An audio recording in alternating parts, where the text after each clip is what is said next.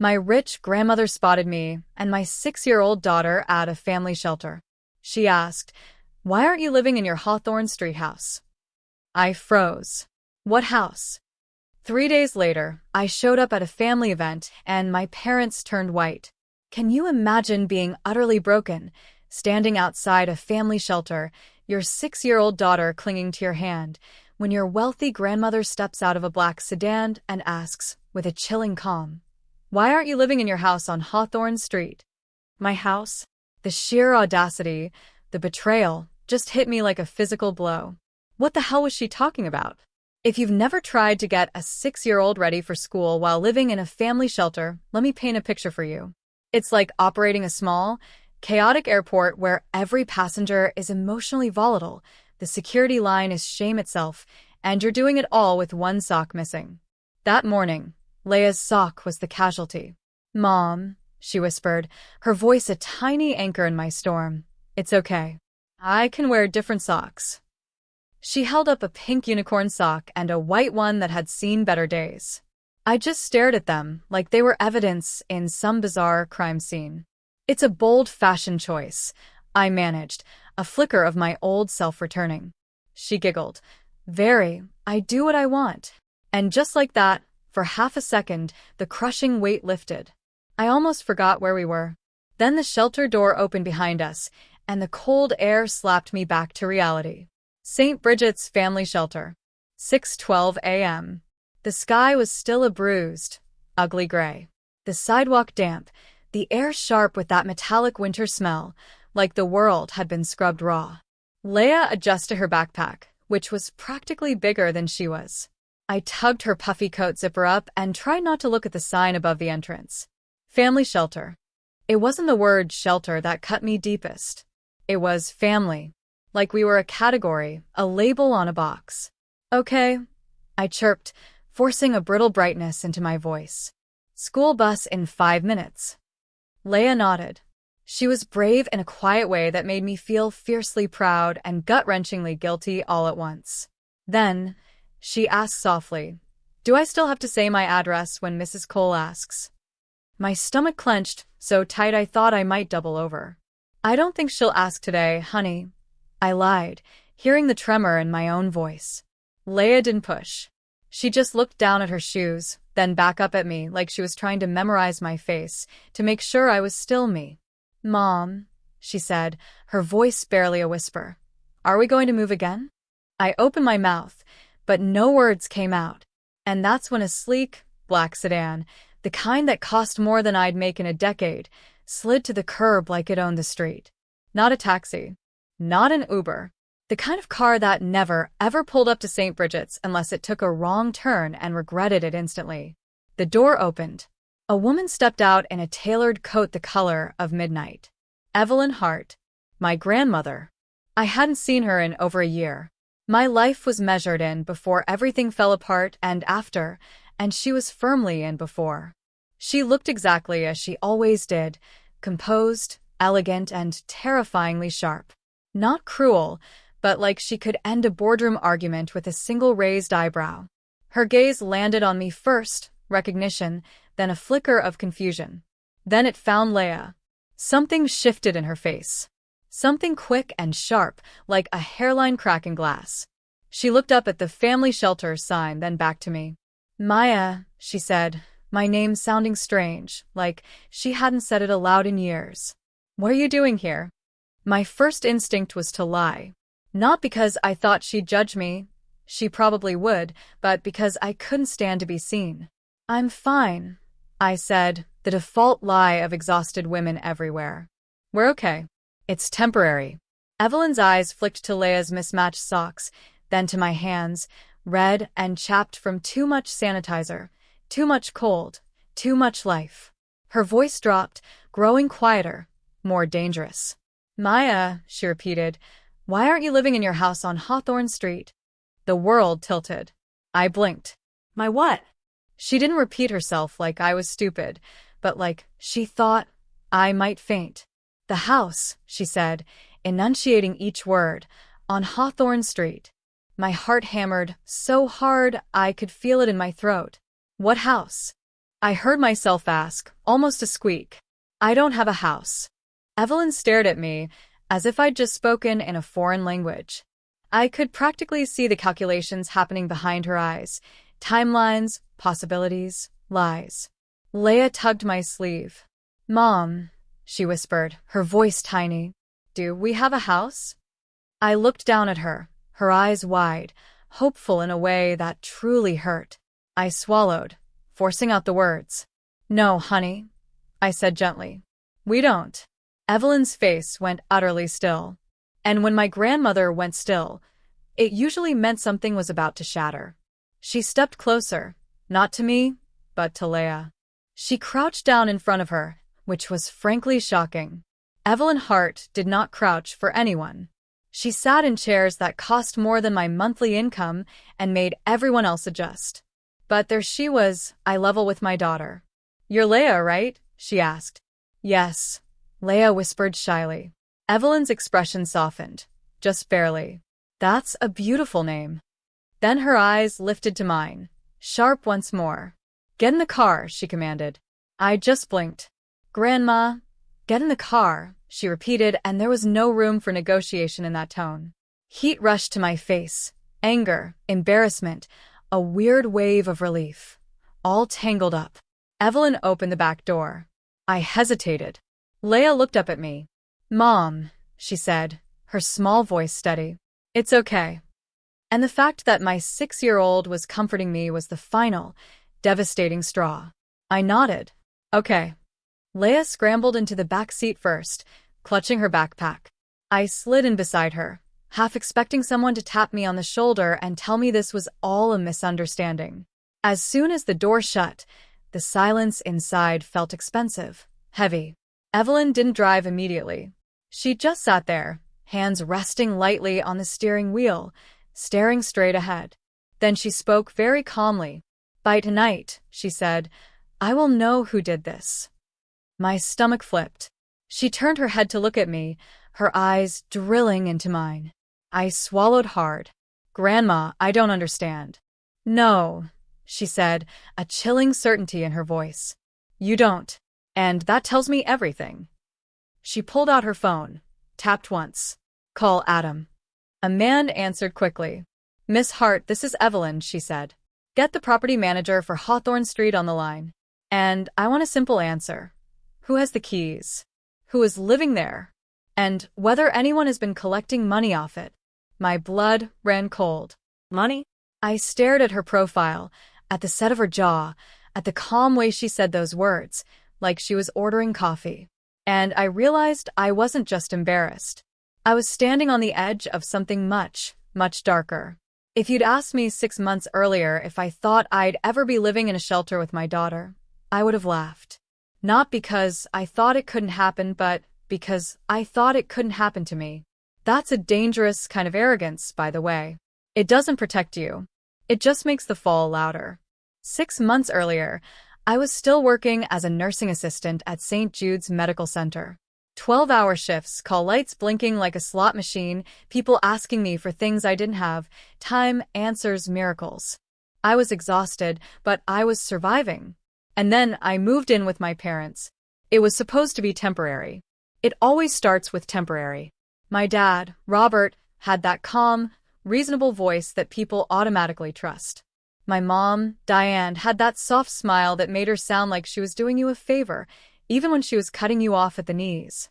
These days, I call them by their first names. Mom and Dad just didn't fit anymore. You can stay with us until you get back on your feet, Diane purred. Leia needs stability. Family supports family. I should have heard the fine print hiding in that sentence. But I didn't. At first, it was tolerable. Their apartment was small, but we made it work. Leia slept in my old room. I worked. I paid what I could. I kept my head down. Then the comments started. Not big, obvious attacks. Little ones. The kind that don't look like cruelty if you tell someone about them later. You're always tired, Diane would sigh. Maybe you should organize your life better. Robert would clear his throat whenever Leia's toys were on the floor. We're just trying to keep the place nice. And then one night, after I'd come home from a double shift, my feet aching, my brain half dead, Diane sat down at the kitchen table like she was about to deliver a diagnosis. "We need to talk," she said. I already knew that tone. "We think it's time you became independent," she said softly. "You've been here long enough." "I'm trying," I said, trying to keep my voice even, trying to hide the desperation. "Rents are high, deposits." "You're a mother," Diane interrupted, her smile thin. "If you're a good mother, you'll figure it out." The words hit me so hard I actually looked around, like someone else must have said them. Robert cleared his throat. 30 days. That's reasonable. We're not monsters. I wanted to scream, but screaming never helped in that apartment. It just gave them something to point at later. So I nodded. Okay. And I tried. I looked at listings during my breaks at the hospital, my thumb scrolling while I gulped cafeteria coffee. I called places. I got told the same thing over and over. First and last month, deposit, proof of income, credit check. Sorry, we chose another applicant. Every day, I felt like I was running uphill with Leah on my back. And then came the night they decided 30 days was actually just a suggestion. It was after a late shift. I'd helped a confused elderly man back into bed 3 times, cleaned up a spilled tray, and held a woman's hand while she cried because she was scared of surgery. I came home after midnight. The hallway light outside my parents' apartment was on. My stomach tightened immediately. 2 cardboard boxes sat outside the door. My boxes. I stared at them for a long second, my brain refusing to accept the shape of what I was seeing. Then I tried the doorknob. Locked. I knocked. Silence. I knocked again, harder. Finally, the door cracked open. Diane's face appeared, calm, as if this was just a normal Tuesday. "You need to keep your voice down," she whispered sharply. "Neighbors." "Why are my things outside?" I demanded, my voice shaking. Robert's voice came from behind her, bored. "We told you, Maya." Independence. "It hasn't been 30 days. I cried. Diane's expression hardened, just slightly. "Plans change." I glanced past her shoulder into the entryway. Leah was curled up on the floor, right by the shoe rack, her little jacket folded under her head like a pillow, half asleep, shoes still on. Like they'd put her there hours ago, so I could scoop her up and disappear without waking the whole apartment. "Where are we supposed to go?" I hissed. Diane's smile came back, thin and satisfied. "You'll figure it out.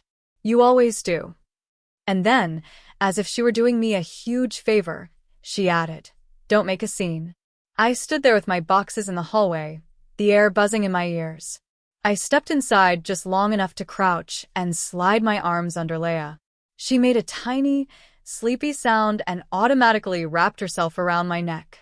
As I backed out into the hall, Diane's hand was already on the door. The door closed. Leah stirred. "Mom," she mumbled. "It's okay." I lied automatically. We're having a sleepover." I shoved the boxes into my car and drove. I don't remember most of that night. I remember streetlights blurring. I remember the way my hands shook on the steering wheel. I remember sitting in the car with Leah asleep across the back seat, her small body curled like a question mark. I remember thinking over and over, how did this happen? The next day, I tried to fix it. Because that's what I do. I fix things. I wipe down messes. I lift people who can't lift themselves. I called Diane. She didn't answer. I called Robert. He answered once. "We're doing this because we love you," he said, like he was reading from a script. Tough love. Then he hung up. I went to work anyway because the rent I didn't have wasn't going to pay itself. By day 3, my cheeks were hollow from stress and my stomach hurt from cheap gas station food. I tried a motel. 1 night, 2, then the money ran out. A school counselor noticed Leah was quiet, asked if everything was okay. I lied. Then the counselor asked again, gently, and I saw Leah watching me with those big eyes, learning from me how to lie to survive. So, I told the truth. 2 days later, I was filling out shelter intake forms while Leah sat beside me, swinging her legs. The intake worker was kind but tired, like she'd seen too much. "We need your information," she said. "We need to know where you stayed last night." "In my car," I said. She nodded, like She was just checking a box. Leia leaned toward me and whispered, too loudly, "Is this our house now?" The woman flinched. I smiled too hard. "No," I said quickly. "No, sweetheart." I wanted to add, "This is temporary," but the word tasted like a cruel joke. That night, Leia fell asleep on a narrow bed beside me in a room that smelled like bleach and overcooked food. I lay awake, listening to the sounds of other families through thin walls, coughing, babies crying, someone whispering, "It's okay," over and over like a prayer. My phone sat in my hand. I thought about calling my grandmother. Evelyn Hart was not the kind of woman you called to cry. She was the kind of woman you called when you needed a problem solved. But my mother had spent years training me not to bother her. "Your grandmother hates drama," Diane always said. "She doesn't like weakness. Don't embarrass yourself." And when I texted Diane after the lockout, asking if Evelyn knew what was happening, Diane responded instantly. "Grandma is overseas. She's busy. Don't drag her into this." It was incredible how fast my mother could answer a text when she wanted something. So, I didn't call. I told myself I'd handle it. I told myself I didn't want to look pathetic. I told myself a lot of things. And then, on a cold winter morning, my grandmother stepped out of a black sedan outside a shelter and asked me why I wasn't living in my house on Hawthorne Street. And I realized I didn't just have a housing problem. I had a family problem. And someone had been lying for a very, very long time. Back in the sedan, Evelyn's call was already in progress. I didn't hear the other voice, only Evelyn's side, sharp enough to cut glass. "Who's signed for the keys?" A beat. "And the house is occupied?" My stomach dropped. Evelyn didn't react like someone surprised. She reacted like someone confirming what she'd already suspected. "Send the file to Adam," she said. "Everything." She ended the call and finally looked at me, not with pity, but with a terrifying certainty. I sent one text to Leia's school with thumbs that wouldn't stop shaking. "Family emergency. Leia won't be in today." No explanation, no essay. Just the truth in the smallest, least humiliating package I could manage. Evelyn drove to a diner 10 minutes away. The kind of place with warm windows, a bell on the door, and menus that smelled like syrup. Inside, the heater blasted my face so hard I almost cried from the sheer shock of being warm. We slid into a booth. Leia immediately found the kids' menu and started coloring a cartoon pancake like it had personally insulted her. Evelyn ordered hot chocolate for Leia without asking. I watched her do it and felt a weird wave of anger. Not at Evelyn, but at the universe. Because it was that easy to be kind and my parents had chosen everything else. Evelyn lifted her phone again. "Grandma," I started, then stopped because I had no idea what I was even asking. What house? Why are you here? How did my life become a shelter sign? Evelyn didn't answer my questions in the order my panic demanded. She just said calmly, "I'm going to make another call. You'll listen and you won't interrupt." I nodded. It was the kind of nod you give a surgeon when you're on the operating table. She tapped the screen and put the phone on speaker. One ring, two, then my mother's voice. Diane, bright and sweet, like she was auditioning for the role of loving parent in a community theater production. "Evelyn." "Oh my goodness. What a surprise. How are you?" Evelyn's tone stayed pleasant, almost gentle. "I was thinking about Maya," she said. "How is she doing?" I felt my stomach drop into my shoes. There was a microsecond of silence, the tiniest pause where a liar decides which version of reality is most useful. Then Diane answered smoothly, confidently, like she'd been practicing the sentence in front of a mirror. "Oh, she's doing great," she chirped. "She's living in the house. She's settled. She loves it. You know Maya, she wanted space, so we didn't bother you." I stared at the sticky table as if it might open up and swallow me whole. Across from me, Leia colored quietly, humming to herself. She didn't understand the words, but she understood tone. She glanced up once, saw my face, and went right back to coloring, harder, like she could scribble the problem away. Diane kept talking, filling the silence with cheerful nonsense. How busy she'd been, how proud she was, how family is everything. Evelyn let her. Evelyn didn't rush liars. She gave them room to hang themselves properly. Finally, Evelyn said, "That's good to hear," and ended the call just like that. No confrontation, no accusation, no gotcha. My throat tightened. "That wasn't confusion," Evelyn said quietly, her eyes still on mine. I let out a laugh that sounded like a cough. "So she knew," I said. "She knew the whole time." Evelyn's eyes stayed steady and sharp. "She knew enough to lie without thinking," she said. "That tells me what I need to know." Leah slid her coloring page toward me. "Mom, look. I made the pancake purple." I forced a smile so quickly it probably looked painful. "Wow," I said. "That pancake is incredibly brave." Leah giggled, and for half a second, my chest unclenched. Then Evelyn leaned in, lowered her voice, and said the simple sentence I should have heard months ago. "I arranged a house for you," she said. "On Hawthorne Street. Your parents were supposed to manage the handoff. Keys, move-in, all of it. They told me it was done." My brain tried to process it. A house for us. And my parents had been living their lives like that sentence didn't exist. I gripped the edge of the booth until my knuckles went white. "Why wouldn't you tell me directly?" I heard myself ask, and immediately felt stupid, like I was blaming the only person who'd shown up. Evelyn didn't flinch. "Because I trusted your parents," she said. "Which was my mistake, not yours." Then she stood up, walked a few steps away so Leah couldn't hear, and made 2 quick calls. Low voice, clipped, efficient. I only caught pieces. "Hawthorne file, clean summary, key log, listing history, tenant payments. Yes, today." When she came back, she didn't sit down like she planned to linger. She sat down like she planned to move. "You're not going back to that shelter," she said. My pride tried to stand up and argue.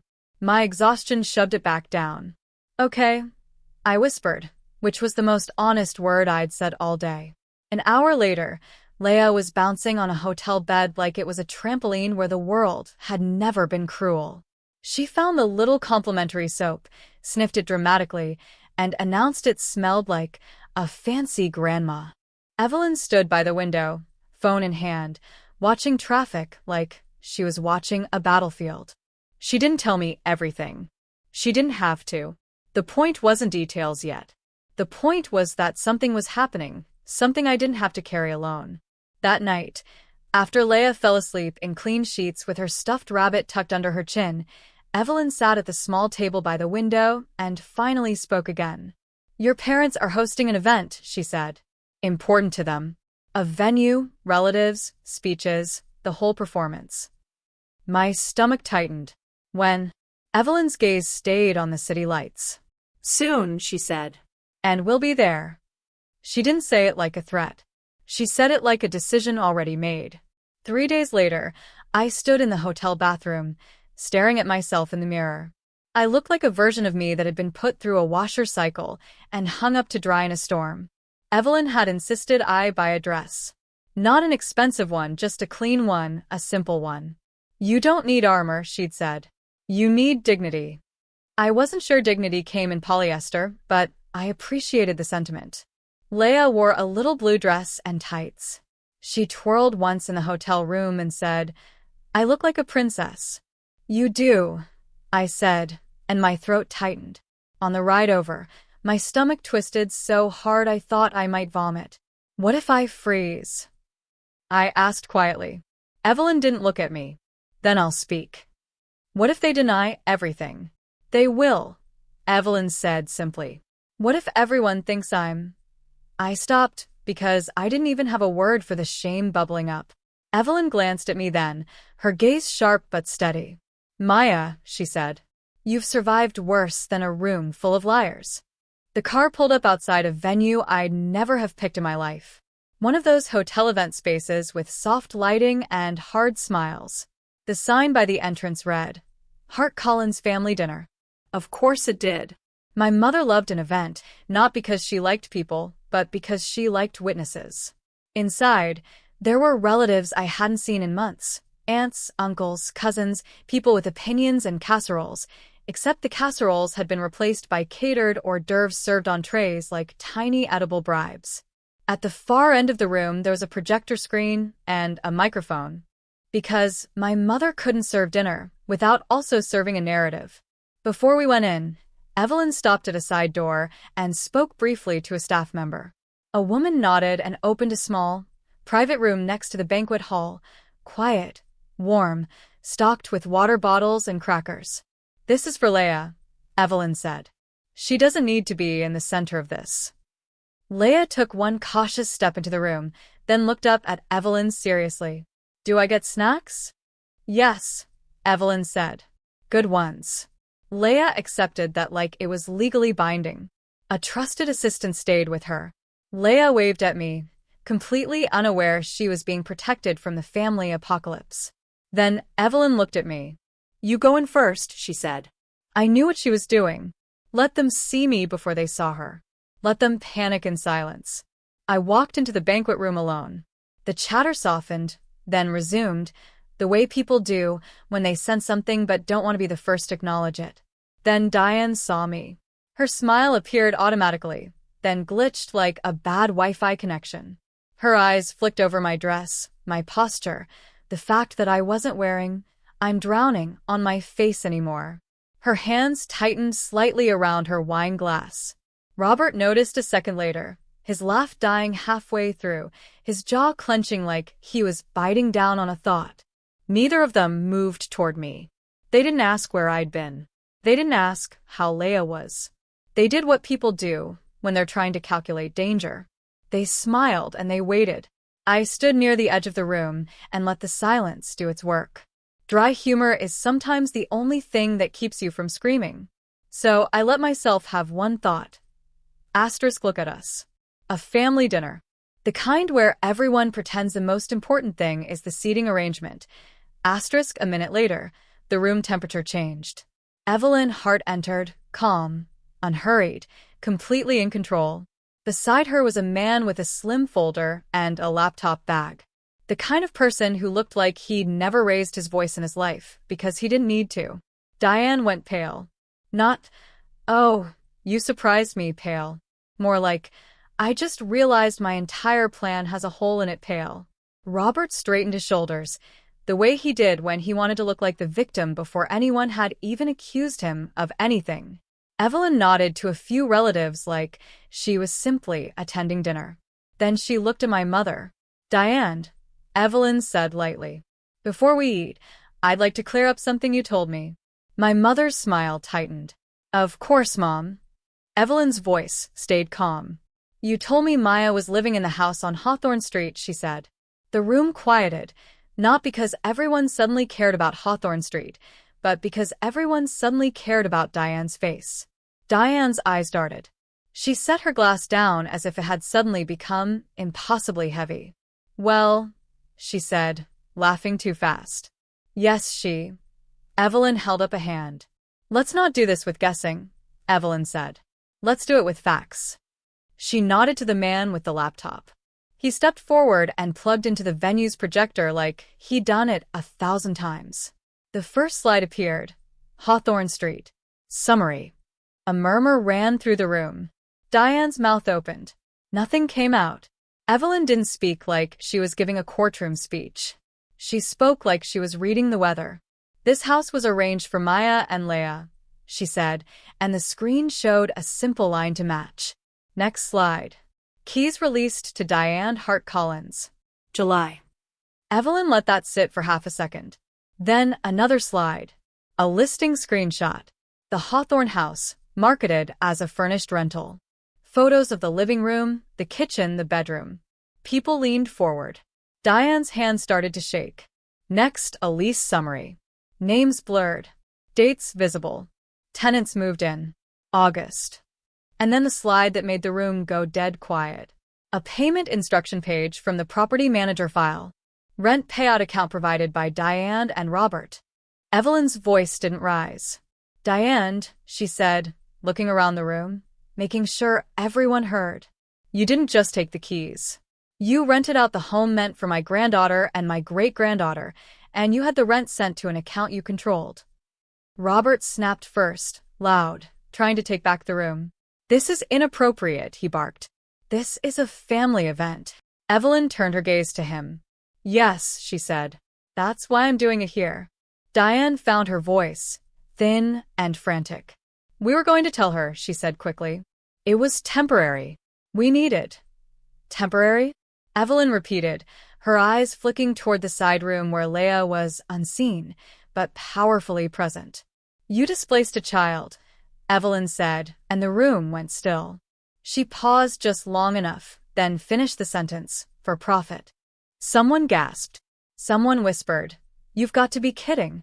Diane started crying. Real tears this time. We had debts, she sobbed. You don't understand. Evelyn's expression didn't change. I understand enough, she said.